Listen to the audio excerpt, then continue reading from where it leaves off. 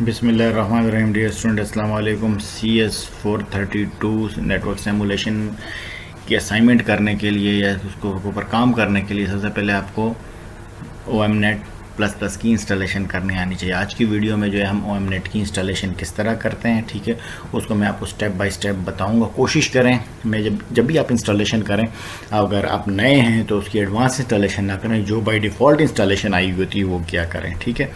तो सबसे पहले आपकी जो असाइनमेंट के क्वेश्चन है उसी के एंड पर एक लिंक दिया हुआ है omnetpp.org/download, ठीक है। आपको स्क्रीन पे नज़र आ रहा होगा, इसको क्लिक करेंगे, ठीक है, तो क्या होगा, लिंक पर रीडायरेक्ट आप ब्राउज़र में डायरेक्टली भी लिख सकते हैं, ठीक है। इस लिंक से आपने क्या करना है, ये नेटवर्क सिमुलेटर की जो एनवायरनमेंट है उसको डाउनलोड करना है, ठीक है।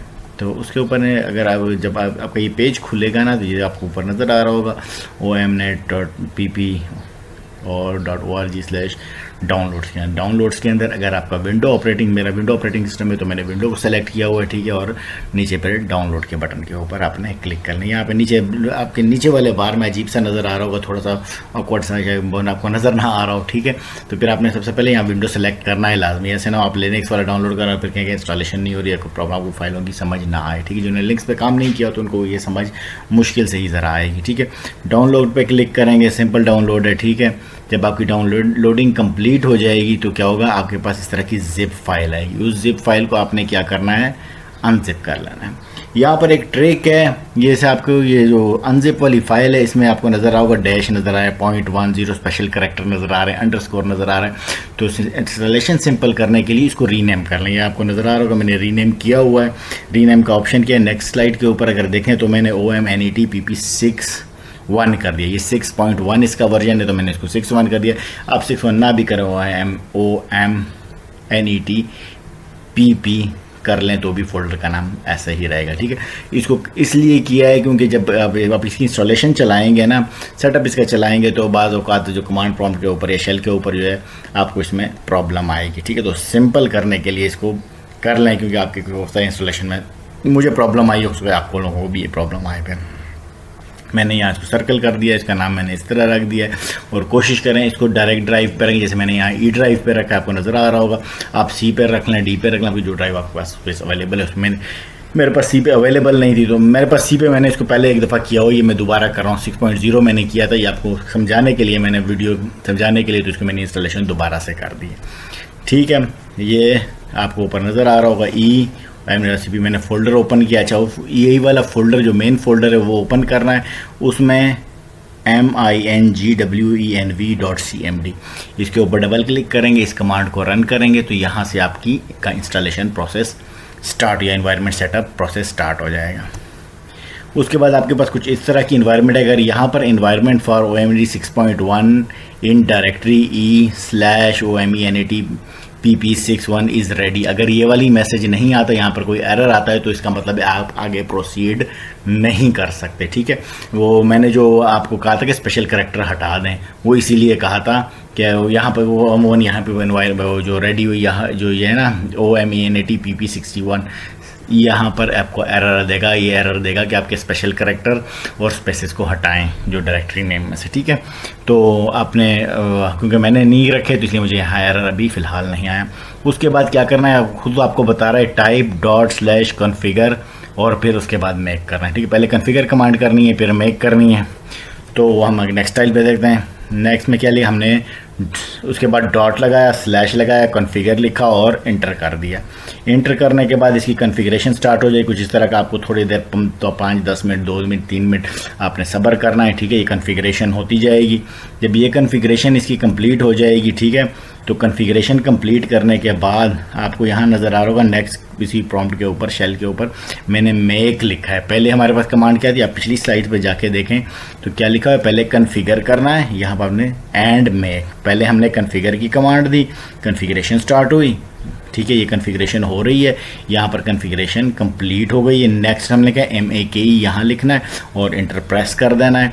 उसके बाद अगर मेक के बाद, जैसे यहाँ हमने मेक किया, उसके बाद उसकी बिल्ट इन शुरू हो गई है, उसके जो रिक्वायर्ड कंपोनेंट है वो उसकी इंस्टॉलेशन शुरू हो गई है। ठीक है, ये प्रोसेस जो है, ये मेक का जो प्रोसेस है, ये काफ़ी टाइम लेगा, घंटा भी ले सकता है। मेरे कंप्यूटर को, मेरा कंप्यूटर स्लो है तो उसके ऊपर मैंने घंटा लिया है। आपका कंप्यूटर फास्ट होगा तो 15 मिनट, 20 मिनट, 25 और 30 मिनट भी ले सकते हो। तो इसलिए सब्र और तहम्मुल का मुजाहरा करना है, इस प्रोसेस को कैंसिल नहीं करना। ये मुख्तलिफ़ किस्म की स्लाइड्स हैं, ठीक है, मुख्तलिफ स्टेप्स पे, ठीक है।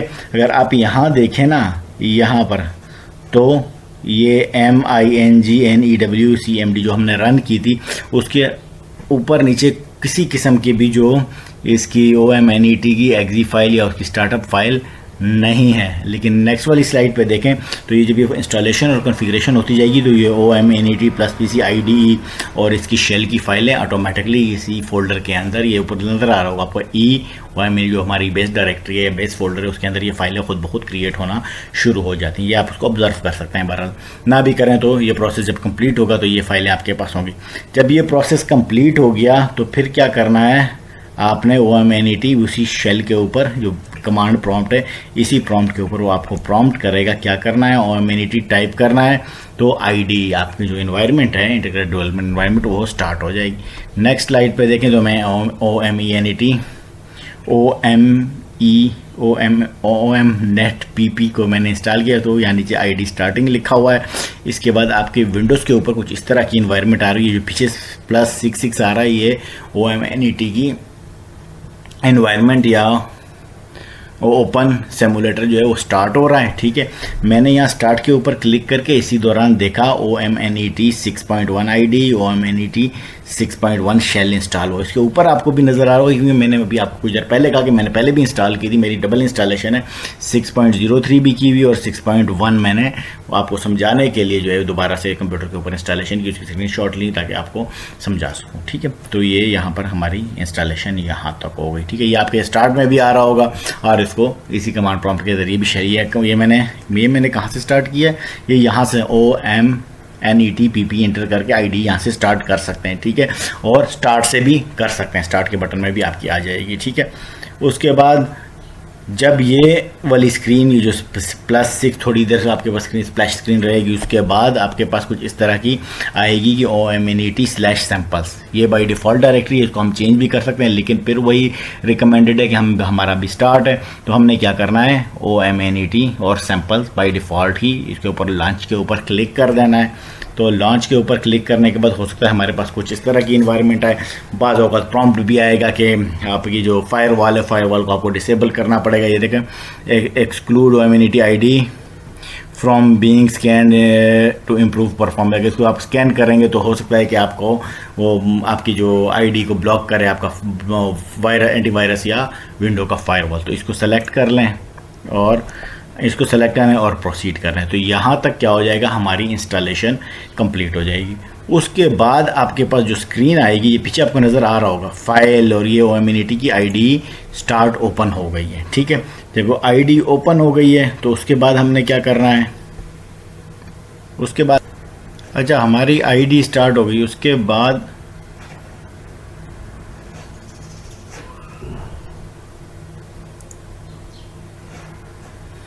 बाद हमने क्या करना है, यहाँ फाइल में जाना है, न्यू करना है, दिखा। अच्छा, हम यहाँ पर जो है, यहाँ पर OMNET का एक न्यू प्रोजेक्ट स्टार्ट करते हैं सिमुलेशन के लिए। ठीक है, तो उसके ऊपर हमने न्यू पे क्लिक किया और उसको मैं नेम दे देता हूँ VUPROG।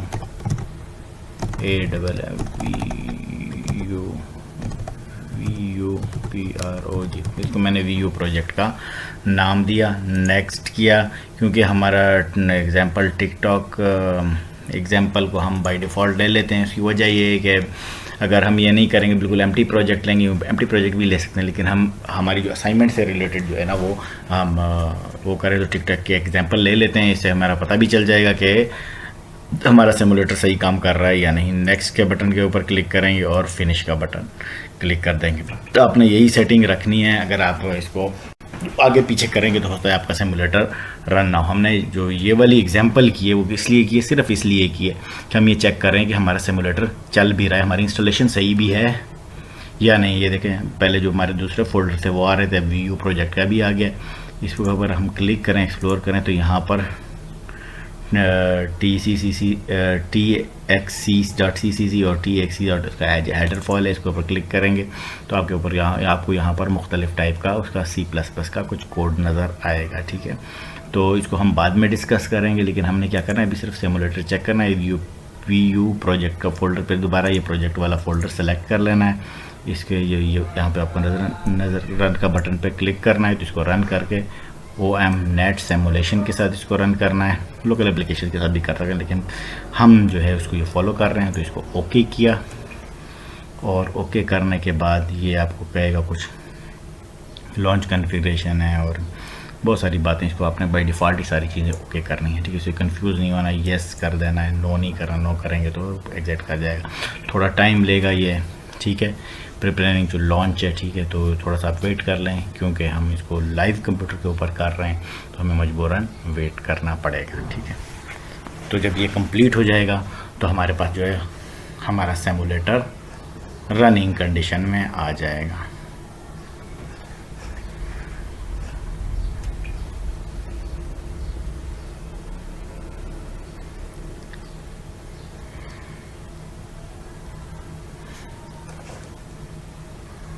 अच्छा, ये प्रोसेस कंप्लीट होने के बाद ये है कि आपके यहाँ पे कोई नीचे एरर नहीं आया। ठीक है, और उसके बाद आपके साइड पे ये वाली टॉक टिक की विंडो या टिकटॉक की विंडो ओपन हो गई। यहाँ पर आपको रन का नज़र बटन आ रहा है, स्टॉप का नज़र आ रहा है। तो मैं जब रन करूँगा तो आपको ये एक सेंड रेसिपी, आपको नीचे इसकी स्टेटमेंट्स भी नज़र आ रही होगी, 1 2 3 कितने पैक इवेंट्स आकर हो रहे हैं। यहाँ नीचे आपके इवेंट विंडो में इसके इवेंट भी आकर रहे हैं। अगर यहाँ पर आईडी हमारी यहाँ इस तरह की रन कर रही है, इट्स मीन कि हमारी इंस्टॉलेशन सही हो गई है और हमारा सिमुलेटर सही काम कर रहा है। उसके बाद हम इसके ऊपर कोई काम करने के काबिल हैं। ठीक है, तो आप ये अपने कंप्यूटर्स पर कर लें, कोई प्रॉब्लम है तो क्वेश्चन कर सकते हैं। ठीक है।